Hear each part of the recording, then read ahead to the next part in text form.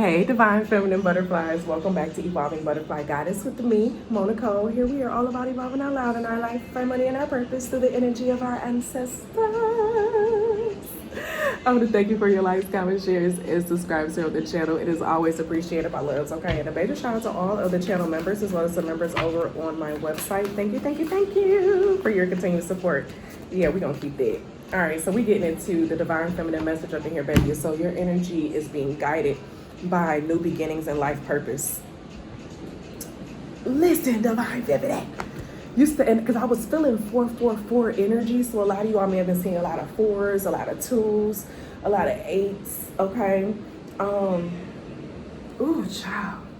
Yeah, you've been seeing a lot of those numbers lately, a lot of you all, but I'm getting the sense of Divine Feminine, you are literally walking into your purpose right now. Look at this tree right now. At the root of the tree is another tree, so it gives me the sense of iron sharpens iron with this new beginning. So a lot of you all have been connecting with other divine feminines, and it's like as you've been connecting to people who are in higher vibrations, it's been raising your vibration, okay? But it's not in a sense of like leeching off of someone else's energy, because some people do that, okay? They don't want to do their own work, so they leech off of another person's energy to, you know, build up what they need to build. But it's giving a sense of reciprocity in this space, okay? Divine Feminine, you're walking into a space of new beginnings within your life purpose, but it's like you have reciprocity, and if you don't have reciprocity, it's time for you to start seeking and finding your village of other divine feminines that you can work with, okay? And don't be tricked and fooled, because well, let me put it this way. Divine feminine energy can be dark or light, and that's something that I had to accept and know, okay? I didn't know that at first. It came from me communicating with another divine feminine, okay? And she was sharing that with me, and I was like, wait, what? And after I learned that, I'm like, oh shit. So it took me down a whole nother path of learning what it actually means to be divine and to be a divine feminine. But I feel like you are connecting with that balance, because up here we see the top is the light divine feminine, the bottom is the dark divine feminine, okay? The below the surface, the roots, okay? So a lot of you all are learning how to connect both your dark and your light divine feminine, but not in a manipulative type of way, because we have to watch for that, right? Okay, so a lot of you all, if you in here, you probably been following, you know, the sprinkle movement, and I personally don't follow everything of what she says, right? But I believe a lot of what she's been saying and what she believes, because that's what I've been believing anyway too. So I agree with her on that, of you becoming your divine self, becoming your higher self to become self-sufficient, right? Now, you can use the manipulation and stuff if you want to get what you want, but you know that what you believe within that karma, that's what you believe, right? I choose to not, move by manipulation in that way.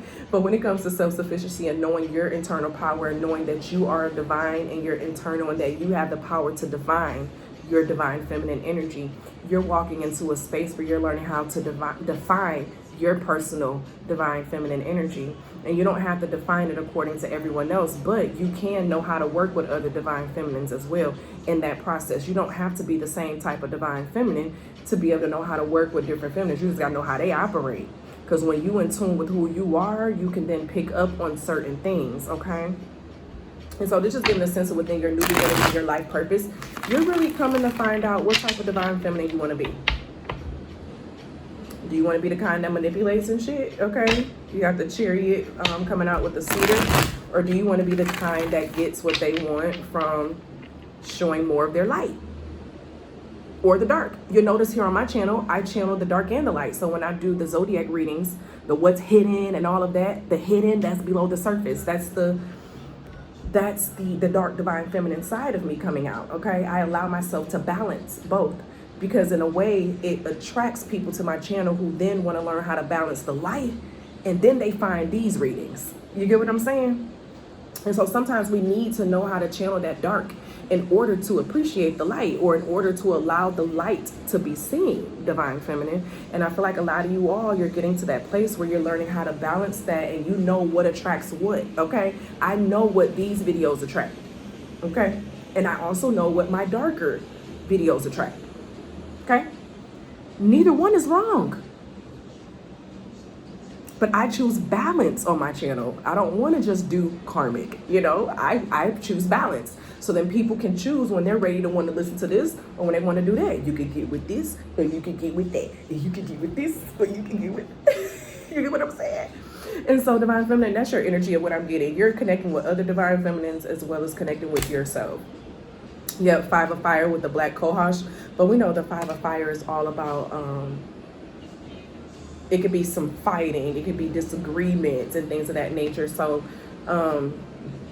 if certain parts of yourself has been like in disagreement with the other part, it's giving a sense of you finding a way to bring it all together. Okay, how can you bring it all back together again so that it's no longer, you know, this fighting aspect. Maybe you've been trying to fight certain parts of yourself because you don't want to express it, but your soul is telling you that you need to connect both sides of yourself versus being at a moment of fighting with yourself, okay? Because you want to be this perfect da-da-da-da. No, embrace the parts of yourself that gets upset. Embrace the parts of yourself that gets angry. It's okay. You're a divine being. You can always turn it back around. You get what I'm saying? But whatever you do, continue paying homage to it. Continue paying homage to that feminine energy. It's giving internal battles. Yeah, 6 of fire, but it's in the reverse. So this is giving a sense of, because this is with the Nasterium,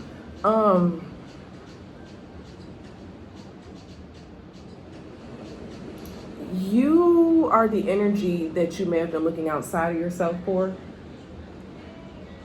The 6 of fire connects all of the chakra colors in here, okay? It has the root chakra with the flowers. It has the sacral chakra. You see the orange flowers in there too, okay? Then you have the solar plexus with the yellow flowers. Oops, sorry, with the yellow flowers. And then you have the blue candle, you have a purple candle and an indigo candle, okay? Then the white candle signifies protection of your energy and what it is. So you may need to be working on your chakra alignment and getting into your full higher self and allow yourself to teeter-tot back and forth with the energy, okay? Allow yourself to go back and forth with that energy and understand that you are the ultimate protector at the end of the day, and you define what is your divine energy, period. You define it. Oh, excuse me. You define it. Yeah, the Wheel of Fortune, baby. Your Wheel of Fortune comes by you embracing every part of yourself, letting yourself become whole. And when you're whole, the circle is whole. It's not a half circle. It's not like a pizza with a slice cut out because you don't want that piece. So you're going to throw that part of yourself out. You don't want that. When you stop trying to run from certain aspects of yourself is when things start to make more sense.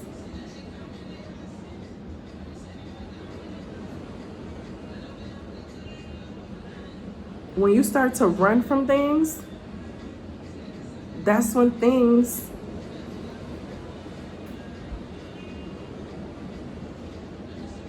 it's hard to make sense because you're trying to take slices out. And this Wheel of Fortune is the whole garden, okay? You need to treat yourself as a garden. Divine Feminine, you are a garden. You are like a garden. You hear me? You hear me? You are like a garden. A garden that can't be replicated. It grows as it's supposed to grow. And in that garden, you have different seeds of yourself. You got the seed of prosperity. You got the seed of abundance. You got the seed of sometimes you get a little angry. You got the seed of your mouth can cut like a sword if it wants to. You got the sword of all of it, okay? And not all weeds are bad. Some weeds be pretty as hell, okay? I remember when I was younger and I'd be gardening with my grandma and she'd be trying. I was like, Grandma, this weed is so pretty. She's like, it'll take over the rest of the garden. So we were raised to not want to embrace the weeds of our life, right? But the reality is that you can control it and still keep some of them. Them things was cute to me. I'm like, Granny, but this is prettier than this damn flower right here. Well, I ain't say damn, but I'm like, it's prettier than this flower right here, but it's a weed, baby, it'll take over. When all we had to do was just manage it, you know, keep it managed. You can keep some of them damn weeds if you like it, if it make it work, okay? All weeds are not bad. Oh, that's a fishing boat. I'm like, what kind of boat is that? All right. I am strong enough to face every issue in my life with courage and trust. I am strong enough to face every issue in my life with courage and trust. And trusting that you are already abundant, baby. Everything that you need is inside of you. And it's okay to embrace the parts of yourself that people have tried to tell you it needs to go, okay? Versus you just balancing it.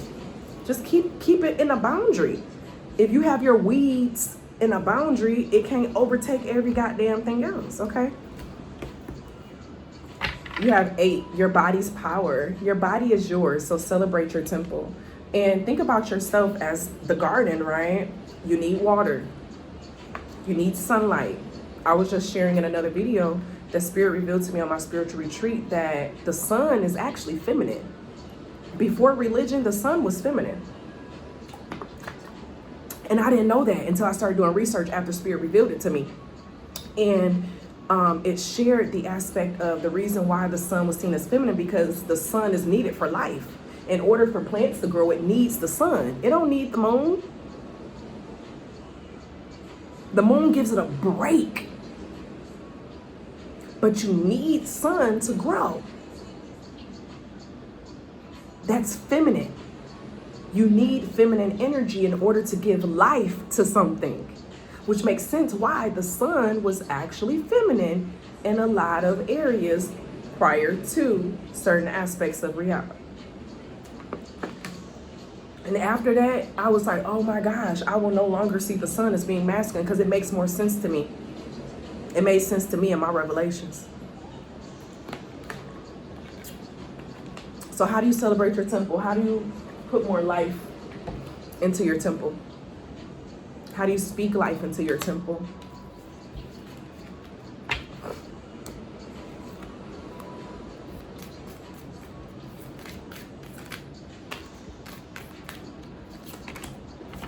I am valuable. Many people are thankful for my presence in their lives, period. I'm thankful for you, period, okay? You need to know your worth and your wrath. You feel me? But I love y'all, Divine Feminine.